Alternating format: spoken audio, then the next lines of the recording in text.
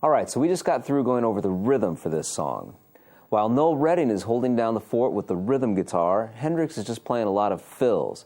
So I'm going to show you some of the fills that I think work great with the chord progression we just learned. The first fill we're going to learn sounds like this.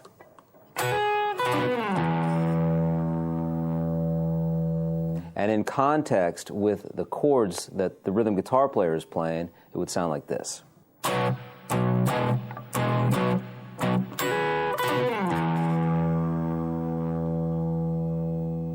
Okay, but Hendrix is only playing the fill. He's not playing that first rhythm guitar part. So what I'm doing here is playing on the 7th fret on the top 2 strings, quickly hammering onto the 9th fret of the B, and then just doing a rake. I'm just back picking 7, 7, 7 on the top 3 strings and then 9 on the D string.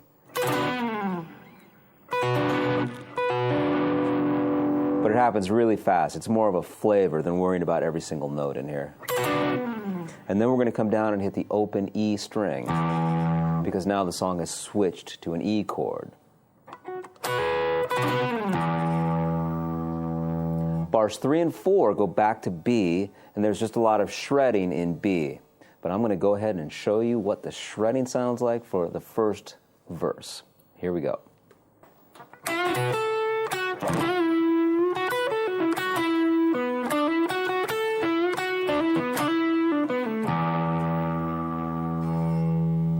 So that's a lot of notes, key of B. We're going to start off with a bend on the 9th fret of the G,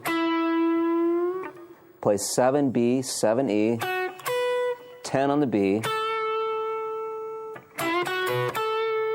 back to 7 on the B, bend 9 on the G, back down, up again, play 7B, 7E, 10, 7B, 9G, 7B, 9 on the G. So far we've done this.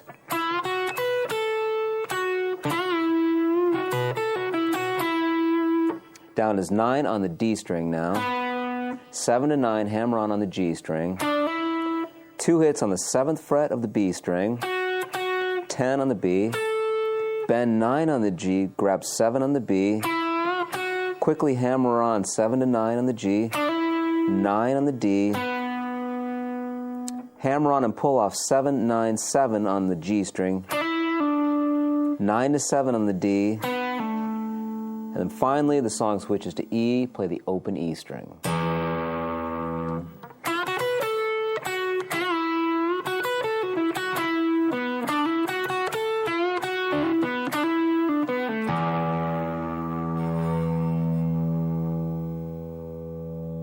Okay?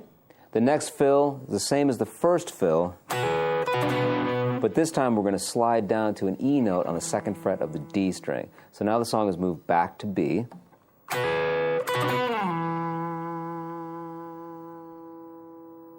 Okay, and in the 8th bar, the fill sounds like this.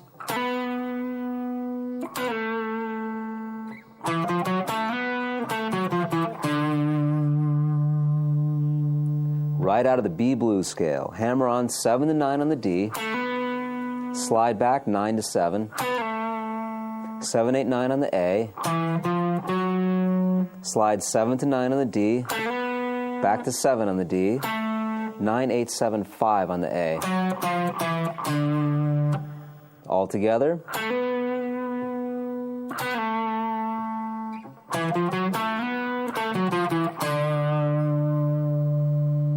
Okay, now we're going down to F sharp. And the fill sounds like this, which takes us back to E, so it's going to be simply 2 to 4 on the A, 2 on the D, back down to E.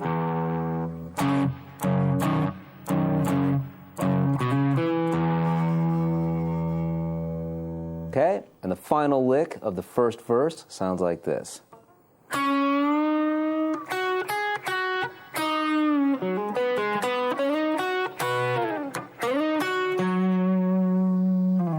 So here we're going to bend a full step from the 6th fret of the G string,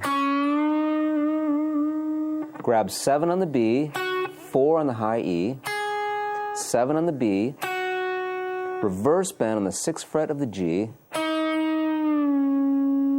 4 to 6 on the D to 4 on the G, 6D, 4G, slide up 8G, 7 on the B string, slide into the 7th fret on the top 2 strings now, the B and the E, and the last 3 notes slide into the 8th fret of the G, 7 on the B, and we land on the 9th fret of the A string. That's the F sharp note. That's where the whole 12-bar round ends.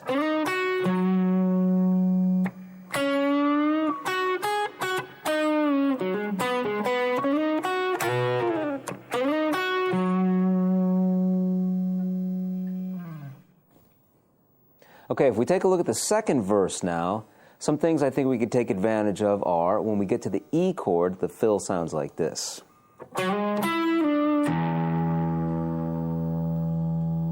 I think that one's pretty cool. This is a slide from 9 to 11 on the A string, slide back from 9 to 7 on the G, and then grab the open E to start bar 6. So in context from the E, it would sound like this.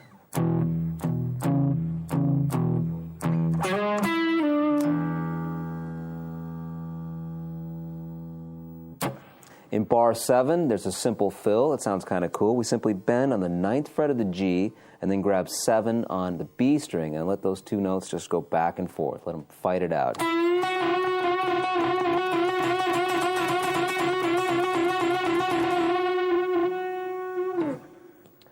Finally, on F sharp, on bar number 9 of the second verse, there's a fill that's pretty cool. It sounds like this. And that would start on beat number 4, so in context, 1, 2, 3.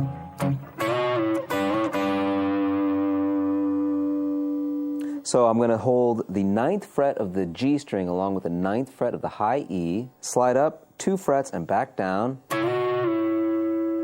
and then do the same thing starting from the 7th fret. Slide 7 to 9, back to 7.